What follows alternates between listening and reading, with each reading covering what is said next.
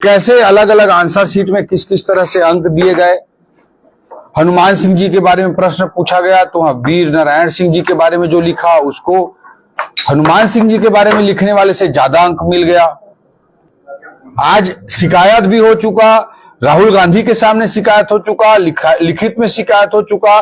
माननीय उच्च न्यायालय ने कई लोगों 13 लोगों की नियुक्ति पर स्थगन आदेश जारी किया है। शराब में माफिया, कोयला में माफिया, रेत में माफिया, पीएससी में माफिया, व्यापम में माफिया, रोजगार में माफिया, भर्ती में माफिया, यूरिया में माफिया, डीएपी में माफिया, गोबर में माफिया, गौठान में माफिया, सब जगह माफिया राज कांग्रेस ने स्थापित किया है। उसी माफिया राज की कड़ी में जो पीएससी है और जो भर्ती एजेंसियां हैं उस पे जो माफिया राज कांग्रेस ने स्थापित किया है वो अत्यंत ही दुखद है। वो छत्तीसगढ़ के हमारे भाई बहनों के लिए, छत्तीसगढ़िया भाई बहनों के लिए, जो हमारे प्रदेश की आने वाली पीढ़ी है, उनके बीच में हताशा और निराशा को संचारित करने वाला है। और आज पूरा छत्तीसगढ़िया यूथ, छत्तीसगढ़िया भाई बहन हताशा और निराशा में डूबे हुए हैं, क्योंकि सरकार ने पीएससी के माध्यम से अनेक प्रकार के गड़बड़ियों को अंजाम दिया है। अभी माननीय भूपेश बघेल जी मुख्यमंत्री के रूप में कोई भी जिम्मेदारी लेना नहीं चाहते और खुद जब सारे तरह के माफियाओं को पनपा रहे हैं तो वो कैसे किसी चीज के लिए सामने आकर के पारदर्शिता के साथ सही ढंग से काम करने के लिए वो कह सकते हैं या कोई कार्रवाई करा सकते हैं।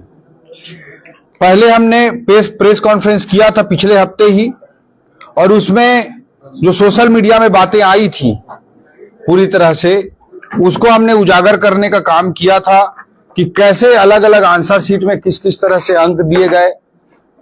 हनुमान सिंह जी के बारे में प्रश्न पूछा गया तो वीर नारायण सिंह जी के बारे में जो लिखा उसको हनुमान सिंह जी के बारे में लिखने वाले से ज्यादा अंक मिल गया। मैथमेटिक्स के गणित के प्रश्न में आंसर गलत लिख रहा है, पूरे में पूरे अंक मिल गए। फिल इन द ब्लैंक्स में एक वर्ड 2 अभ्यर्थी लिख रहे हैं, एक को कम एक को ज्यादा अंक मिल जा रहे हैं। आईने दहसाला के संदर्भ में आया कि वो राजस्व व्यवस्था थी लेकिन वो 10 आईना रखता था, एक आईने का एक दिन प्रयोग करता था, उसमें कंघी करता था, जो भी लिखा उसको नंबर मिल गए। इस तरह की बातें सामने आई थी। और इनसे भी महत्वपूर्ण बात जो सामने आई थी, जो सोशल मीडिया और अन्य माध्यमों में सबको दिखाई दे रहा है कि जो अंक मिलते हैं उसको भी हमने आप लोगों को दिखाया था कि एग्जामिनर, डिप्टी हेड एग्जामिनर और हेड एग्जामिनर तीनों अलग अलग स्कोर देते हैं, लेकिन सभी क्वेश्चंस में सब में बराबर बराबर अंक दे दिए गए। इस तरह की स्थितियां निर्मित हुई है। मीडिया के अनेक साथियों ने, अनेक चैनलों ने, अनेक यूट्यूब चैनलों ने रायपुर में, बिलासपुर में छत्तीसगढ़िया युवा भाई बहनों के बीच में वे गए और लगातार युवा साथियों से चर्चा की।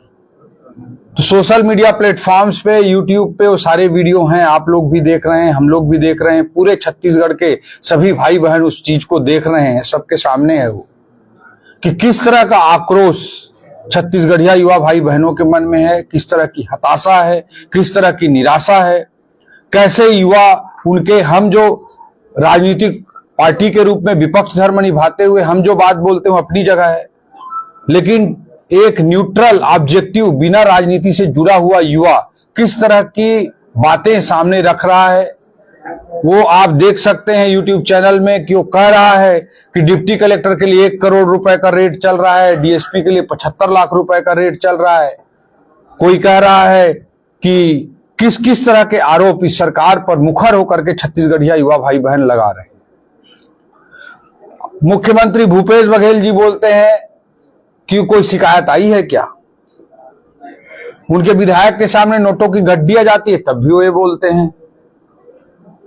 जब छत्तीसगढ़ के युवा भाई बहनों के मन में पूरा आक्रोश और उबाल पूरे प्रदेश में आ गया है तब भी वो ये बोलते हैं कि कोई शिकायत आई है क्या।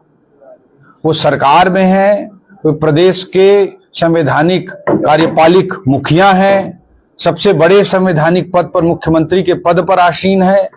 अगर किसी भी प्रकार की कोई स्थिति इस तरह की उत्पन्न होती है तो उनको खुद से इनिशिएटिव लेकर के बिना विपक्ष के के कहे, बिना भारतीय जनता पार्टी के कहे, बिना युवाओं के आक्रोश या उनके उद्घाटन के, उनके वक्तव्य के, उनको खुद से कार्रवाई करना चाहिए था। हमने पिछले प्रेस कॉन्फ्रेंस में भी सीबीआई जांच की मांग की थी, लेकिन वो कुछ करना ही नहीं चाहते हैं। वो कहते हैं कि कोई शिकायत आई है क्या, कोई शिकायत आई है क्या। अभी राहुल गांधी जी आए थे, बिलासपुर आए थे।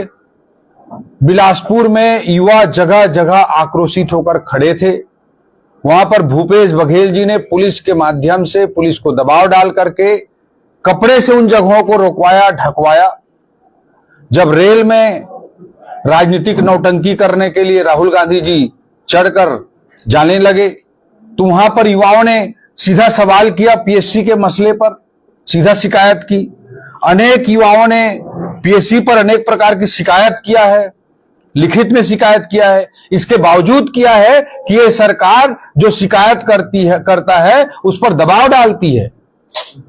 कई लोग एग्जाम से ब्लॉक कर देने की धमकी दी जाती है। कई लोगों को नोटिस दिया गया है।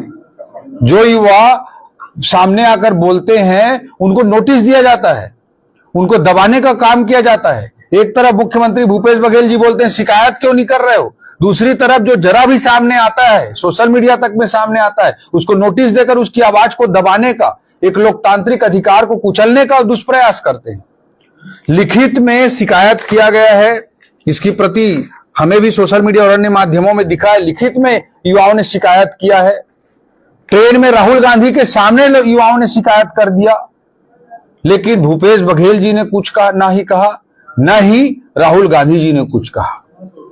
दरअसल भूपेश बघेल के एटीएम तले राहुल गांधी जी दबे हुए हैं, इसलिए युवाओं के मसले पर वो कुछ भी बोलने का साहस नहीं कर सकते। वो भूपेश बघेल को कुछ नहीं कर सकते, क्योंकि गांधी परिवार का एटीएम भूपेश बघेल ने छत्तीसगढ़ को बनाकर रखा है, और भूपेश बघेल का जो एटीएम है उसके बोझ तले गांधी परिवार और राहुल गांधी जी दबे हुए हैं।